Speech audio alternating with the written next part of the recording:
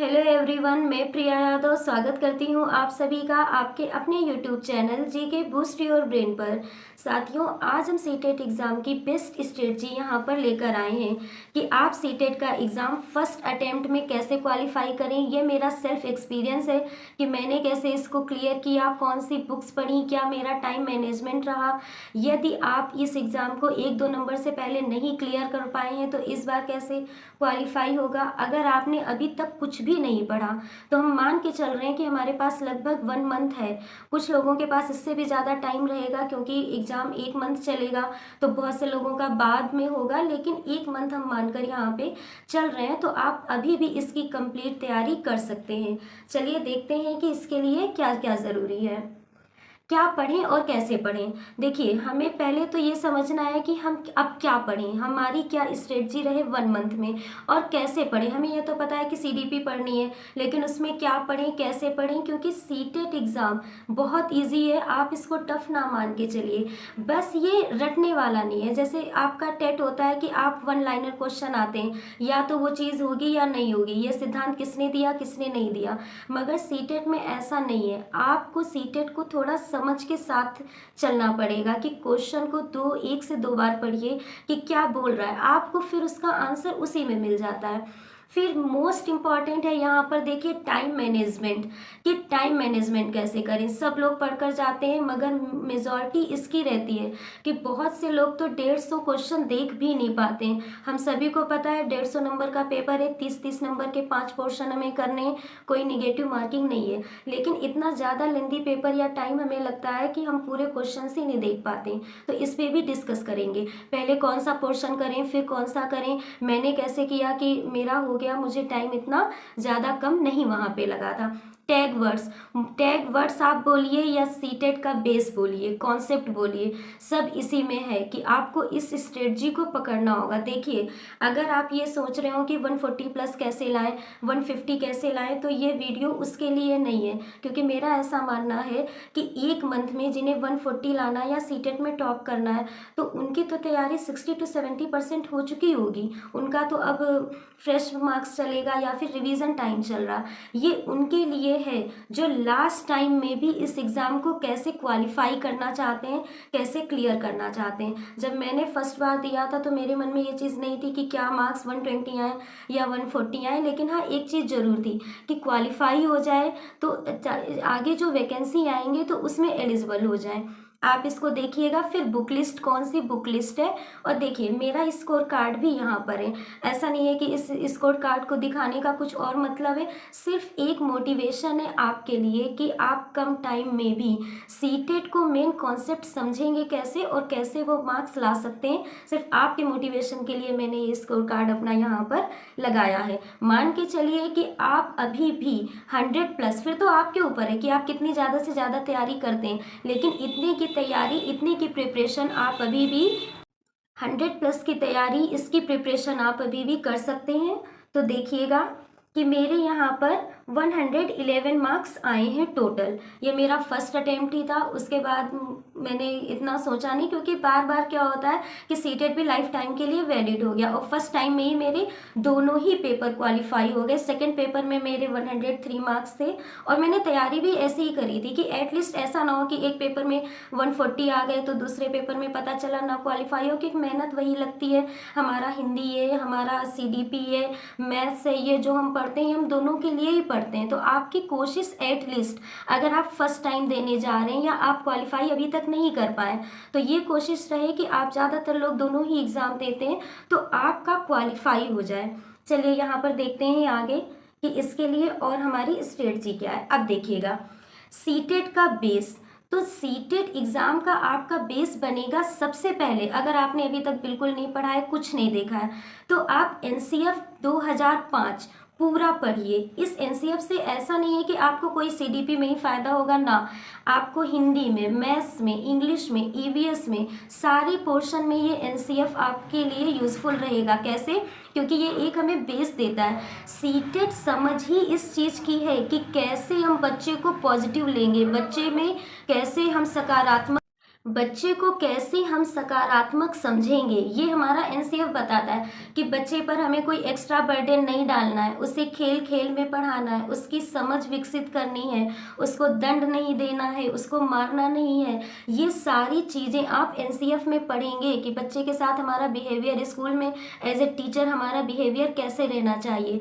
फिर आप RTE 2009 right to education act, ये आप जरूर देखिएगा। इसमें क्या है कि हमारा जो 6 से 14 वर्ष निःशुल्क शिक्षा है वो किस धारा में, किस एक्ट में है, ये सब इसके अंतर्गत आएगा। आप 1 वीक में टीचर कितने आवर पढ़ाता है, 45 आवर। ऐसे ही आप 1 साल में कितने घंटे पढ़ाएंगे स्कूल में। आपकी जो प्राइमरी स्कूल है उसमें टीचर और स्टूडेंट का रेशियो कितना होना चाहिए, 1:30। आपका अपर प्राइमरी जो है उसमें कितना होना चाहिए, 1:35। ये सब आपको आरटीई बताएगा। फिर आप शिक्षण सूत्र इसके पढ़िएगा। उसमें क्या है कि कैसे ज्ञात से अज्ञात की ओर, सरल से जटिल की ओर, उन सूत्रों के हिसाब से ही आप समझेंगे ना कि आपका शिक्षण पद्धति कैसी होनी चाहिए, कैसे बच्चे को डील करना है। टीएलएम जैसे ये होता है ना कि हम श्रव्य सामग्री से, दृश्य सामग्री से बच्चे को ऐसे पढ़ाएंगे, चार्ट दिखाएंगे। तो ये सारी चीज़ें देखिए, आप सीटेट का बेस समझिए, रटने की कोशिश मत कीजिएगा। अगर आप रटेंगे तो एक टाइम पे क्या होगा, प्याजे जहाँ पे लगाना होगा आप वाइगोत्स्की लगाएंगे, वाइगोत्स्की की जगह पे बंडूरा लगाएंगे, आपको वहाँ लगेगा ऑप्शन सही है। लेकिन जैसे आप जब क्रॉस अपना चेक करेंगे घर पे, वही सीटेट में आंसर गलत होने लगते हैं। क्यों? क्योंकि हम कॉन्सेप्ट नहीं समझते। आप बेस समझिएगा। सीटेट का मेन बेस ही यही है कि बच्चे को हमें सकारात्मक रूप में लेना है, बच्चे के साथ में हमें सॉफ्ट बिहेवियर करना है। जैसे मान के चलिए कि कोई बच्चा क्लास में शैतानी कर रहा है फॉर एग्जाम्पल, तो आप उसके साथ में कैसा रवैया करेंगे कि बच्चे के माँ बाप को बुलाएंगे, बच्चे को पनिश कर देंगे, या फिर बच्चे के बाकी बच्चों से पूछेंगे कि क्या है। तो आपको ऐसे समझना है कि नहीं, बच्चा आपके साथ में एक क्लास में, तो आपको उससे डील करना है। ऐसे ही तो आप पेरेंट्स को नहीं बुला लेंगे, आप सीधे दंड दे लेंगे तो भी बच्चे का उतना नहीं होगा। आपको क्या करना है, उस शोर करने के पीछे का कारण समझना है, बच्चे से पोलाइटली समझना है कि आखिर वो क्यों क्लास में शोर कर रहा। या तो आप जो पढ़ा रहे हैं उसे समझ में नहीं आ रहा, उसका मन नहीं लग रहा है। तो आपको ये कॉन्सेप्ट समझकर सीटेट की तैयारी करनी है। अब देखिएगा previous year question with detailed solution, इसे तो आप सीटेट का अमृत मान लीजिए कि प्रीवियस ईयर क्वेश्चन तो बिना सॉल्व किए आपको सीटेट एग्जाम देना ही नहीं है। हम सोचते हैं ना कि ऐसा थोड़ी है कि पिछला उठा के दे देगा। देखिए, आपका ऑनलाइन पैटर्न हो, आपका ऑफलाइन पैटर्न हो, कुछ भी हो, लेकिन कॉन्सेप्ट नहीं चेंज होंगे, टॉपिक नहीं चेंज होंगे, वही टॉपिक बार बार पूछे जाते हैं। सिर्फ इतना सा है कि हाँ, किसी में थोड़ा सा क्वेश्चन घुमा के पूछ लिया, किसी ने सीधे पूछ लिया। आपको प्रीवियस ईयर पेपर करना है। अब देखिए, प्रीवियस ईयर पेपर भी करने के तरीके होते हैं। किसी ने हाँ ये वाला क्वेश्चन देखा, उसका आंसर देख लिया, क्वेश्चन देखा, उसका आंसर देख लिया, ऐसे आप करेंगे आपको फायदा नहीं मिलेगा। प्रीवियस ईयर पेपर करने का मतलब ये है कि आप जो भी ऑप्शन देख रहे हैं उसका आप डिटेल सॉल्यूशन देखिए कि ये ऑप्शन ठीक है, ऑप्शन ए यहाँ पे यूज हुआ है, जैसे मान लीजिए सृजनात्मकता यहाँ पर यूज हुई है, लेकिन बाकी रुचि का ध्यान या अवधारणा ये यूज क्यों नहीं हुआ, आप ये भी समझिएगा। जब आप इस तरीके से प्रीवियस ईयर सॉल्व करेंगे ना, आपका 50% तो सीटेट का पोर्शन वहीं पे कंप्लीट हो जाएगा, आप मानिएगा इस बात को। अब देखते हैं टैग वर्ड्स। सीटेट में मोस्ट इंपॉर्टेंट टैग वर्ड्स रहते हैं, आप इन्हें भी बेस समझ लीजिए कि ये आपके समझ में होंगे, और ये वर्ड 90% हर पेपर में आपके सीटेट के जो भी पेपर होंगे, किसी भी शिफ्ट में हो, घूम फिर के ये आते ही आते हैं। इन आप टैग वर्ड्स को जान लेंगे ना, तो आप सीटेट का बिल्कुल कॉन्सेप्ट ही समझ लेंगे कि हाँ, ऐसा क्वेश्चन पूछेगा तो हमें ऐसा करना, ऐसा नहीं करना। आप निगेटिव वर्ड्स भी देखिए, पॉजिटिव भी। मीन्स किस क्वेश्चन में आपको निगेटिव वर्ड्स मिलेंगे तो वो ऑप्शन नहीं चूज करना है, यहाँ पर इसका ये मतलब है। और ये वाले वर्ड्स मिलेंगे तो वो ऑप्शन आपको लगा देना है, क्योंकि देखिए वैसे भी सीटेट के क्वेश्चन 3-4 लाइन के होते हैं, उनके ऑप्शन भी ऐसे होते हैं। और सबसे ज़्यादा आप सीटेट के क्वेश्चन को एक बार नहीं रीड करेंगे, आप टाइम मैनेजमेंट आपको आगे हम बताएंगे कि कैसे होगा, उस हिसाब से सीटेट के क्वेश्चन को 2 बार रीड करिएगा, आप सही आंसर तभी पकड़ पाएंगे। देखिएगा केवल मात्र सिर्फ ही ओनली, ऐसे वर्ड्स को आपको इग्नोर करना है। इसका मतलब क्या होता है कि आप बच्चे को केवल बुक से ही पढ़ाएंगे, आप बच्चे को केवल मतलब गर्ल्स में ही, अगर कोई गर्ल्स है तो उसी के बीच में रहेगी, या फिर आप बच्चे को सिर्फ क्या है कि दृश्य सामग्री, तो ऐसा कुछ नहीं, हम बच्चे को बांध नहीं सकते हैं। हम सारी गतिविधियां, विभिन्न प्रकार की गतिविधियां बच्चे के साथ करेंगे, तो जिससे उसका क्या होगा, सर्वांगीण विकास चाहिए, हमें उसका कोई एक चीज पे पर्टिकुलर ध्यान नहीं देना है, इस चीज को आप समझिएगा। फिर रटने पे तो बिल्कुल नहीं, हमें बच्चे को रटानी कोई चीज़ है ही नहीं, बार बार लर्न करना, रोट सिस्टम इसे बोलते हैं, इंग्लिश में बहुत यूज होता है रोट सिस्टम, रोट सिस्टम। तो ऐसे हमें बच्चों को याद नहीं कराना है, हमें बच्चों को क्या है, हमने डीएलएड में भी पढ़ा है लर्निंग बाय डूइंग, हमें बच्चे को करके सिखाना है कि वो कैसे उसका खुद एक्सपीरियंस करेगा, फिर उस चीज़ को सीखेगा। फिर देखिएगा, दंड, सजा, समस्या, बोझ, हतोत्साहित, बच्चा कितनी भी गलती करे, आप इस बात को मान लीजिए, बच्चा कितना भी शैतान हो, कितनी भी बड़ी गलती करे, हम टीचर हैं, हमें उस बच्चे को दंड नहीं देना है, सजा नहीं देनी है। इससे क्या होता है, बच्चों की मानसिकता पर बुरा प्रभाव पड़ता है, उनको क्या लगेगा, हाँ ज़्यादा से ज़्यादा क्या है, ये गलती करेंगे, हमें मार ही तो लेंगे, ठीक है, लेकिन नहीं, हमें उस चीज़ को नहीं अपनाना है, हमें बच्चे को प्यार से पोलाइटली समझाना है, वो ऐसी शैतानियाँ, ऐसी गलतियाँ कर क्यों रहा है, उस रीजन को आप ढूंढिए। हमने पढ़ा है ना, आप इसमें पढ़िएगा, निदानात्मक शिक्षण, उपचारात्मक शिक्षण, इन सारी चीज़ों का यूज होगा। सम्मान, लगाव, प्रोत्साहन, जिज्ञासा, बच्चे को हमें खोजकर्ता बनाना है, बच्चे को हमें जिज्ञासु बनाना, हमें ऐसा नहीं पढ़ाना है कि हमने पढ़ा दिया उसके आगे बच्चे के मन में कोई क्वेश्चन ही ना है ना, नहीं भी आ रहा है तो उसे हमें प्रोत्साहित करना है कि आप और पूछिए, ये ऐसे हो सकता है, ये ऐसे भी हो सकता है। जैसे फॉर एग्जाम्पल, अपसारी चिंतन अभिसारी चिंतन होता है ना, तो हमें अपसारी चिंतन अपनाना है। कैसे कि बच्चा सिर्फ एक तरीके से ना सोचे, अब बच्चा कई तरीके से सोच पाए। आपको 10 बच्चे को बताना है कि ऐसी कोई भी दो संख्याएं लीजिए जिसका योग क्या हो, 10 हो, तो अब वो बच्चा सोचेगा ना कि हाँ 5 + 5 करेंगे तब भी 10 आएगा, 9 + 1 करेंगे तब भी 10 आएगा। तो ऐसे गुणों को हमें बच्चे में विकसित करना है। ये आप बेस लेके चलिए, सीटेट एग्जाम में आपका सीटेट 100% क्लियर होगा, एटलीस्ट क्वालिफाई की गारंटी तो कंफर्म है, लेकिन आप इन्हीं चीज़ों को करिएगा।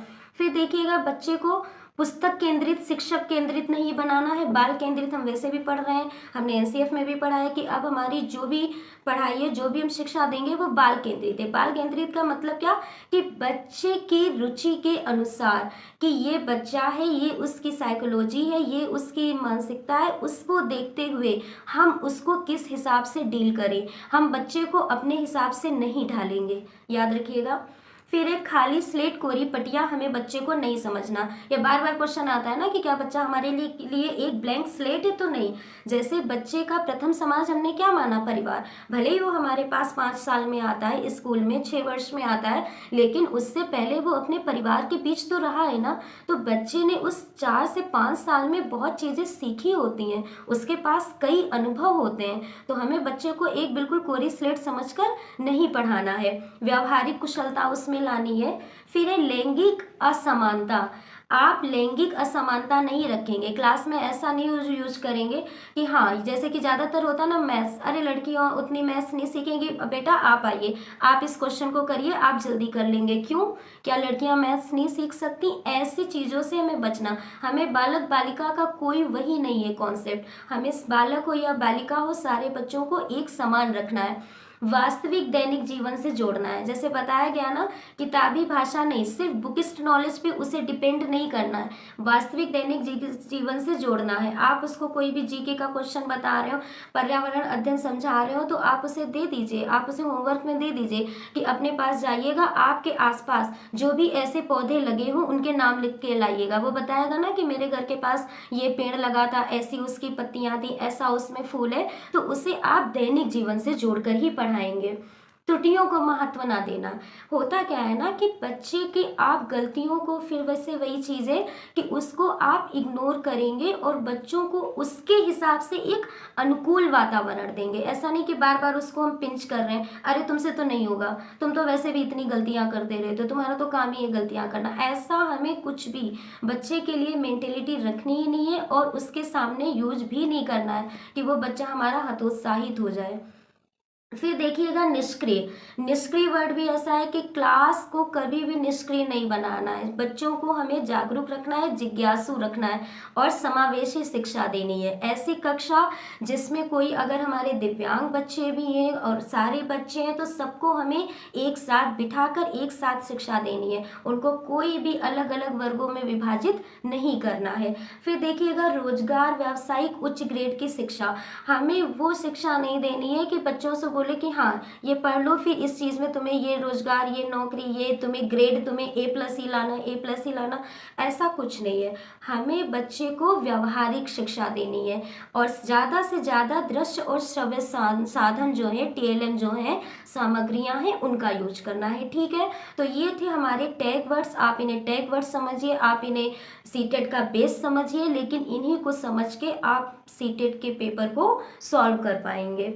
फिर देखिएगा अब हम एक एक सब्जेक्ट देखेंगे कि किस सब्जेक्ट में हमें अभी के हिसाब से क्या देखना है और कैसे पढ़ना है।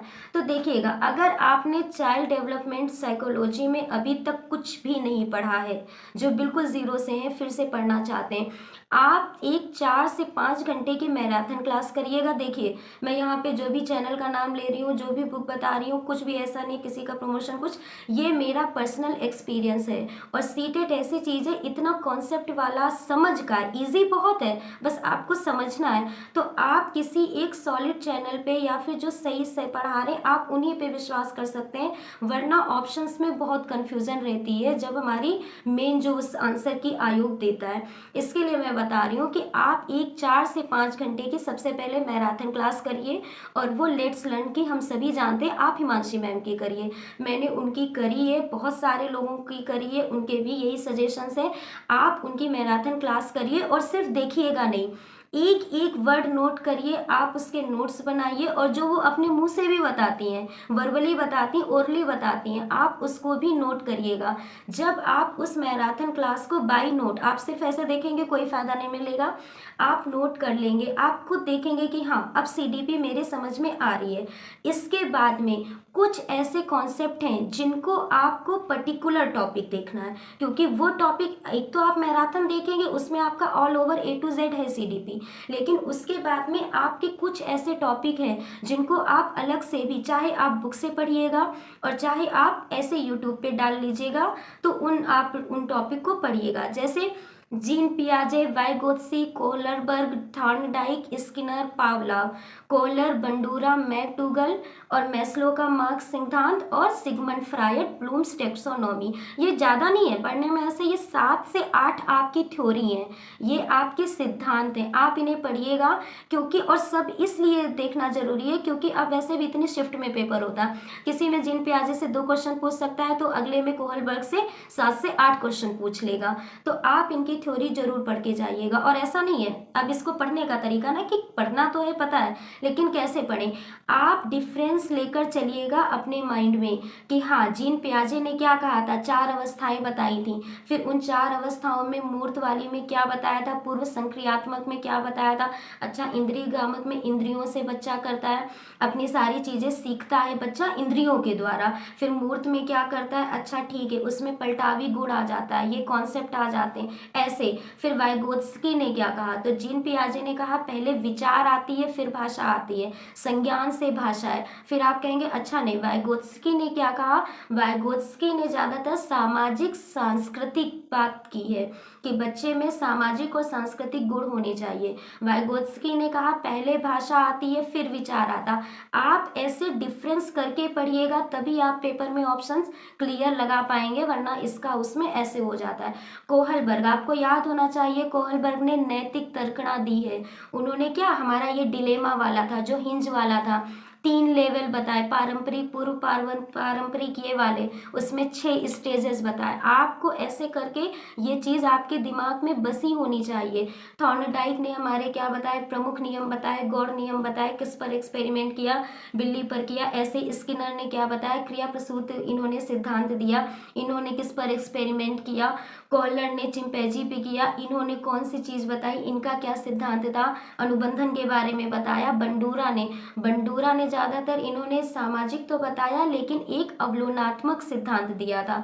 ये आप याद रखिएगा। मैकडूगल ने हमारे क्या बताया, मैस्लो के मांग के सिद्धांत, कि कब किस स्टेज पे हमें कौन सी चीज़, कब हमारी शारीरिक आवश्यकताएं हैं, कब हमें सेफ्टी चाहिए, कब हमें लव चाहिए, ये वाली आप सारी स्टेजेस पढ़िएगा। सिगमंड फ्राइड का पढ़िएगा, ब्लूम्स टैक्सोनॉमी पढ़िएगा कि संज्ञानात्मक पक्ष कौन से हैं, भावात्मक कौन से हैं, ज्ञानात्मक पक्ष कौन से हैं, ये तीनों पक्ष और इनके अंदर की स्टेजेस आप पढ़ लीजिएगा। लेकिन फिर एक साथ में इसको रिवाइज करिएगा जैसे मैंने किया है, तब जाकर आप कंफ्यूज नहीं होंगे। तो सीडीपी में आप मैराथन कर लीजिएगा और उसके बाद में आप ये टॉपिक कर लीजिएगा।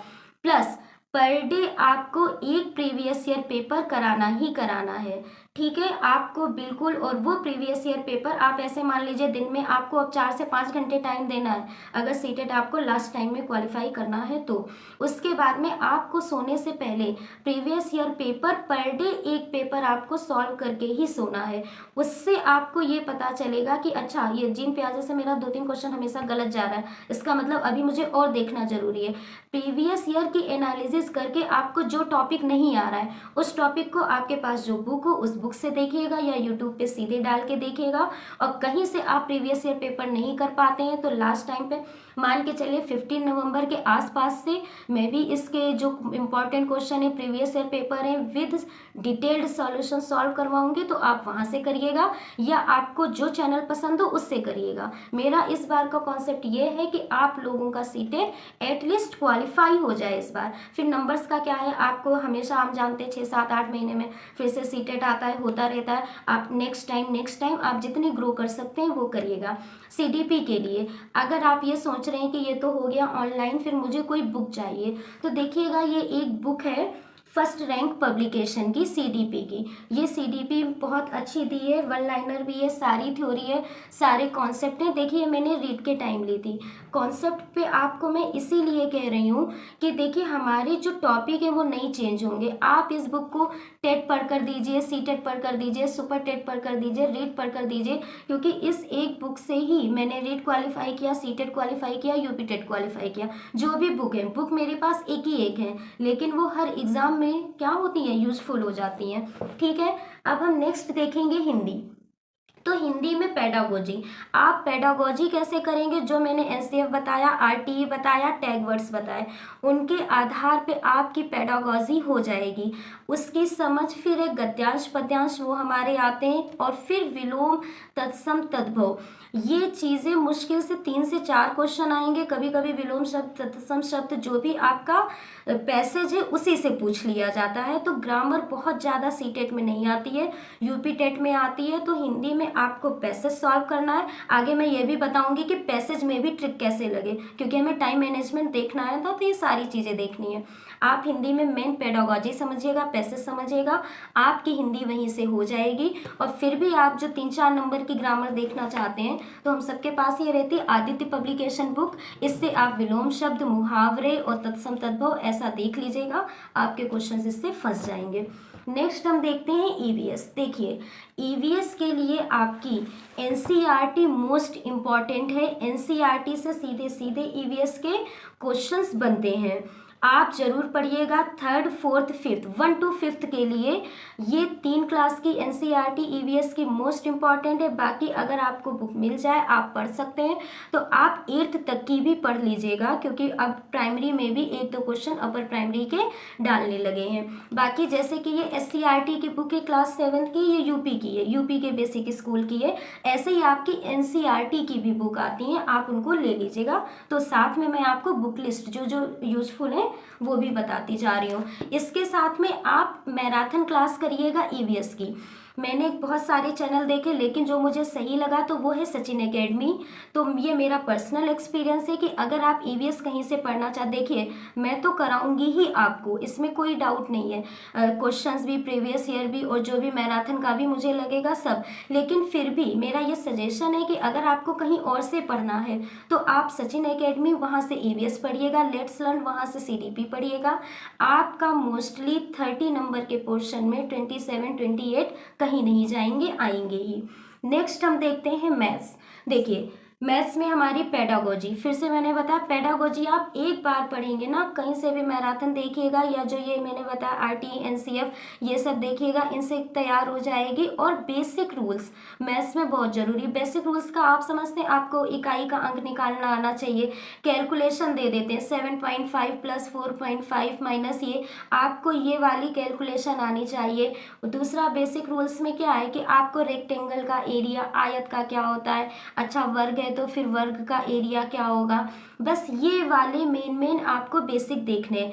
फिर भी आपको लगता है कि नहीं मैथ्स नहीं तैयार हो पा रही है, कहाँ 15 नंबर पेडागोजी के हो गए, आप मैथ्स में कुछ मत करिएगा। अगर अभी तक आपने नहीं पढ़ा है तो आप कोई बुक कहीं से कुछ फिर मत देखिएगा, सिर्फ आप पेडागोजी देखिए।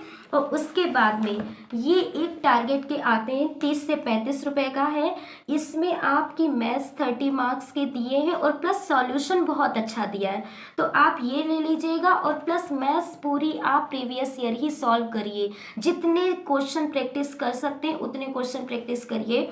ये प्रैक्टिस और आपकी मैथ्स की पेडागोजी, आपको मैथ्स के पोर्शन में कम से कम 18 से 20 नंबर मिल जाएंगे, जैसे कि अभी हम तैयारी की बात कर रहे हैं। फिर देखिएगा इंग्लिश, इंग्लिश में आपकी पेडागोजी मस्ट है, पेडागोजी में भी आप टीचिंग लर्निंग मटेरियल ये सारी चीज़ें देख लीजिएगा। और आप ये मेथड्स देखेंगे LSRW कि बच्चे को पहले हमने अच्छा लिसनिंग, फिर राइटिंग सिखा, फिर वो स्पीकिंग, फिर राइटिंग, फिर ऐसे करके रीडिंग, ये जो भी ये चारों, ये आपका सीरियल आता है कि पहले यहाँ आपकी लिसनिंग होगी, फिर स्पीकिंग होगी, फिर रीडिंग होगी, फिर राइटिंग होगी, ये आगे पीछे कर देते हैं तो इंसान कंफ्यूज हो जाता है। फिर best methods of teaching grammar, grammar teaching के भी कई सारे मेथड होते हैं तो कब कौन सा लगाएंगे, फिर आपकी सिमेंटिक क्या होती है, मॉर्फिन क्या होती है, फेनोमिन क्या होती है, ये सब जो एक इकाई होती है ना कि मीनिंगफुल सेंटेंस होगा तो क्या होगा, इस तरीके से आप ये भी देखिएगा। इसमें ग्रामर के 2 से 3 क्वेश्चन आते हैं, इससे ज़्यादा नहीं आते। देखिए मेन इसमें आपका पैसेज ही होगा वही 10 से 12-15 नंबर, फिर आपकी पेडागोजी और प्लस ग्रामर के 2-3 क्वेश्चन, तो उनमें भी मोस्टली आप पार्ट्स ऑफ स्पीच देख लीजिएगा। उसके लिए ये लुसेंट की बुक है, चाहे आप इससे पढ़ लीजिए, नहीं आपको नाउन, प्रोनाउन और आपका एडजेक्टिव, एडवर्ब ये पहचानने में आने चाहिए। वो पैसेज से ही दे देते हैं इसके क्वेश्चन कि पैसेज में कोई एक वर्ड होगा, जैसे आपको स्लोली दे दिया, अब आपको बताना है स्लोली यहाँ पे एडजेक्टिव है या एडवर्ब है क्या है, तो आपको ऐसे पहचानना रहेगा। इस तरीके से आप इंग्लिश कंप्लीट कर सकते हैं। आप देखिए पेडागोजी संस्कृत में, संस्कृत जैसे आप हिंदी तैयार कर रहे हैं आप उसी तरीके से संस्कृत तैयार करिएगा, क्यों, क्योंकि सेम वैसे ही है, इसमें भी आपका एक पैसेज आना ही आना है, वो आएगा। ग्रामर आपके 2-3 क्वेश्चन जो भी आ जाए कि हाँ इसमें कौन सा कारक है या फिर क्या है, ऐसे करके आएगा। देखिए सीटेट में ग्रामर बहुत मैटर नहीं करता है, चाहे वो हिंदी का हो या इंग्लिश का हो या संस्कृत का हो, हिंदी, इंग्लिश, संस्कृत इन तीनों पोर्शन में आपका पैसेज इम्पॉर्टेंट रहेगा और प्लस आपकी पेडागोजी इम्पॉर्टेंट रहेगी। 1-2-2-3 क्वेश्चन ग्रामर के आते हैं तो वो भी ऐसे आते हैं कि पैसेज से ही पूछ लेगा। अगर आपने इससे पहले यूपी टेट या अदर एग्जाम के लिए पढ़े हैं तो आप वो 2-3 नंबर की ग्रामर कर ले जाएंगे, कर सकते हैं। अब देखिएगा हम बात करते हैं, और फिर भी आपको लगता है कि नहीं संस्कृत में मुझे थोड़ा और बेसिक देखना है या जो भी, तो ये एक बुक है संस्कृत साफल्यम करके, ये मेरी पढ़ी हुई है, ये भी रीड के ही टाइम की है, काफ़ी अच्छी बुक है, पूरा बेसिक से है और अपर लेवल तक है, तो आप इसको प्रिफर कर सकते हैं। अब देखिएगा हमने सारे सब्जेक्ट देख लिए कि क्या कैसे करेंगे। अब मेन बात आती है टाइम मैनेजमेंट की, जो कि मोस्ट इम्पॉर्टेंट है। इस पूरे सीटेट का निचोड़ ही यही है कि आता तो हमें सब है लेकिन हम टाइम ही मैनेज नहीं कर पा रहे।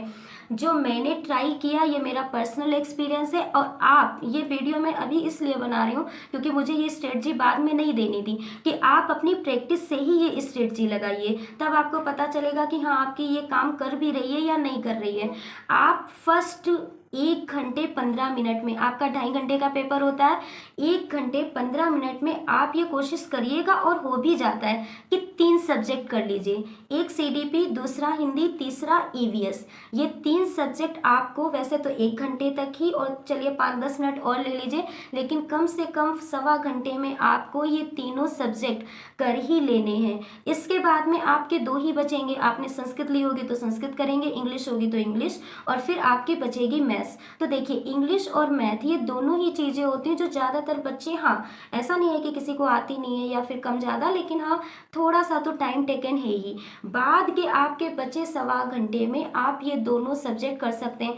मैथ्स में भी आपको 10 से 12 ही क्वेश्चन सॉल्व करने हैं, बाकी तो पेडागोजी होगी। इंग्लिश में भी आपको पैसेज देखना है, बाकी उस पर जो भी समझ लगेगी आपका हो जाएगा।